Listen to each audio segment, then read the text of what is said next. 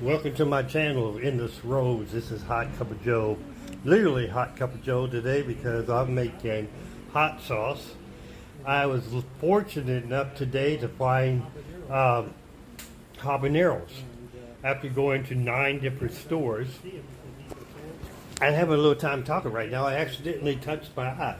I had to redo this thing because partly too, I ended up pepper going through that gloves of mine there and into my face. But anyway, I wanted to show you how I'm making hot sauce here.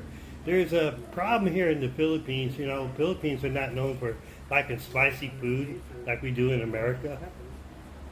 So their hot sauce is more like spicy ketchup. Anyway, I was out traveling today and I found, probably went to about 9-10 stores and I found this habaneros imported from America. So I decided to buy all of them they had. Now, this cost me a lot of money. It probably cost me about $16 to get about 4 cups of chopped habaneros. But it was worth it. And as you can see here, I'm saving the seeds. The reason why I'm saving the seeds is because I don't have to pay for that again. And God knows when I'm ever going to get habaneros here again. Now, I did find a package before that was red, just one, and that was almost 4 months ago. And I got peppers growing right now, and they're about this size, but they're still green. Anyway, this is how I'm going to make it. First of all, I got me 4 cups of habaneros, breaking them apart here. And believe me, my face is burning just from the fumes. There's some very hot habaneros. And I put them in my blender. I brought this really nice blender at Landmark. Of habanero yellow pepper. And I hope y'all don't mind me using my hands. This is for me, and my hands are clean. I think I washed them about 20 times because even with the gloves on, I was being burned up. Now, what I like about hot sauce is making it myself, because even in America I would make it. I would always want to make sure that I had the flavor I want to. You know, like this here, this is, like I said, 4 cups. That's a lot of hot sauce. I mean, probably, way too spicy for it to drink. Right now, my face is burning just from the fumes coming up, and my wife too. She does a hot pepper test after the show here if you want to watch it. I actually made a short film on that too. A short if you want to look at it. Now, this pepper here that I have right now, I'm not for sure what it is. It's from Thailand, but it is no heat. It's sort of like an anam hive that we have in America, but it is super sweet. I actually bit into it. I almost thought I was biting into a cherry. But I thought, well, I'll start putting some stuff in there to make a little bit more, because if I did this pure habanero paste, it's just been way too spicy. And I should have got me a bigger blender. I mean, I spent some good money on that. I spent about $80 on this blender.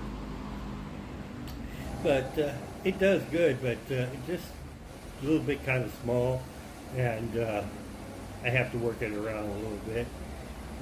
And also, it's going to change the color from the bright yellow. Now, I put a lot of stuff in here. It's because, I want to make sure that a flavor, if you just want heat, just drop a pepper into something. But if you want a table stuff was really spicy, but yeah, you can use it for a table salt, you need to put. Now, this here is what I made it the other day. I brought almost a pound of garlic. I took the garlic in this blender here with granule sea salt and olive oil. I didn't get the virgin olive oil. I got, the thicker stuff. And just put just a tiny enough in there to get it with and turn to a paste. Now, this here is steak seasoning that I seen it. I really liked it. And it has pretty much everything I wanted. It had lime pills, lime leaves.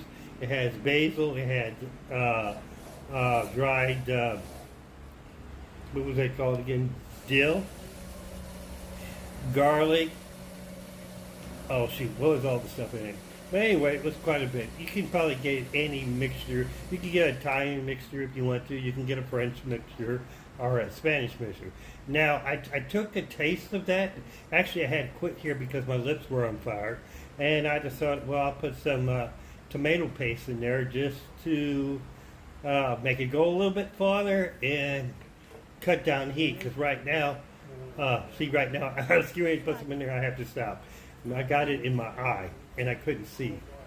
So I had to take a pause there for a minute. That's why you'll see me stop. And it's still very hot. And I wanted to smoke that, but I couldn't find anything to wood. You know, I went to all these places that, you know, the top dollar places, and they have like the barbecue grills and stuff. But you cannot find mesquite. You cannot find cherry wood. I was able to find a bottle of liquid hickory. So I decided to use some liquid hickory in there and help it out.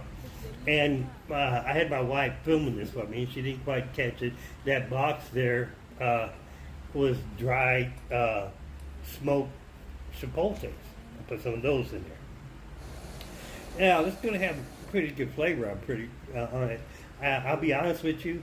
I took one taste right at this spot here, and I literally had to quit and go get some yogurt and put it on my tongue and stuff because it was that hot.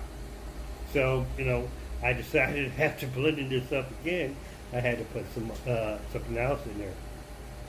So I put some vinegar in there to spread it out a little bit, and I dropped a couple of bell peppers. You know, if it's something that's not spicy, you can put it out. I would say right now that on a scale of Schofield scale, after I got done, this thing would still be around 80,000 in that. Because you know, habaneros, they run from 100,000 to 300,000, and these suckers here were pretty hot. Now, I emptied the jar out in something else. I used about half of that jar of dry spices in there.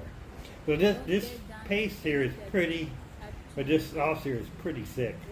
Now, usually I cook my sauces. You know, I'll sit down, I would put it on a slow steam for maybe an hour, and then blend it for another 20 minutes again, just to make sure that I would sift it. But, you know, I didn't feel like going through all that stuff, and like an idiot, and you can see my hands turning red there. I didn't bother to put gloves on after the first time.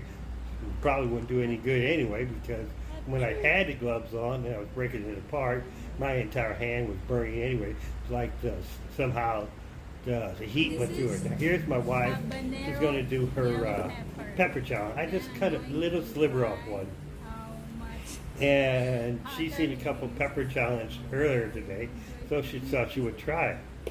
You know, you really don't know the temperature of a pepper until you actually put it on your tongue. So as you see, the little sliver, I mean, it is very small. It's about only a tenth of her fingernail, probably as small as a fingernail. And you know, like most habaneros, it takes about, you know, 10 seconds before the heat starts building up. Now, I filmed her for a little bit here, but then I decided I better, I didn't decide. She decided that she didn't want you to see how the habanero affects her. And I forgot to buy milk, so she's drinking iced tea here, which is probably a lot worse. You see her eyes closing up, and her face starting to turn red. And she's trying to talk. Then a little bit, she'll say, okay, it's enough. Stop filming because, you know, she's burning up. Later on, her face would turn red, her eyes would be watering, her nose would be running, and she's going to have a hard time, and then she makes a mistake of touching her lip there, and then it starts burning, and then she touched her eye, and then she's like, oh my goodness. I'm like, wash your hands, wash your lips, and stop touching that